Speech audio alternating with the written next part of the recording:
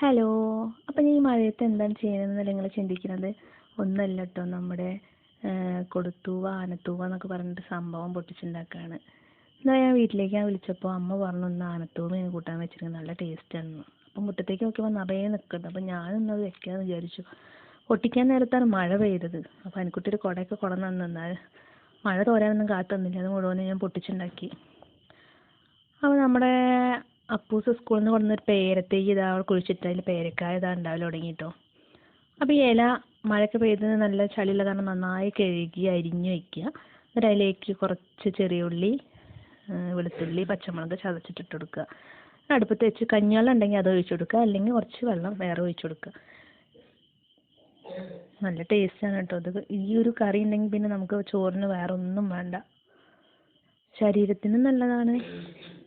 അപ്പോൾ നിങ്ങൾ വെക്കലുണ്ടെന്നുണ്ടെങ്കിൽ നമുക്ക് കമൻറ്റ് ചെയ്യണമേ. പിന്നെ നന്നായി ഉപ്പിട്ട് ഇളക്കി ഒന്ന് മൂടി വെച്ച് കൊടുക്കുക. അധികം വേവൊന്നുമില്ല, ഇതാ ഒരു 2 മിനിറ്റിനുള്ളിൽ അത് വെന്തിട്ടുണ്ടാവും. എന്താ മണം എന്നറിയോ, നല്ല മണമാണ്. ഇനി അതിലേക്ക് നല്ല കുറച്ച് വെളിച്ചെണ്ണ ഇങ്ങോട്ട് ഒഴിച്ച് കൊടുക്കുക. പിന്നെ ചോറിൻ്റെ കൂടെ കൂട്ടി നന്നായി കഴിക്കുക.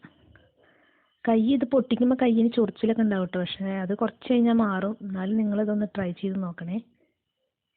അപ്പോൾ അടുത്ത വീഡിയോയിൽ കാണാം.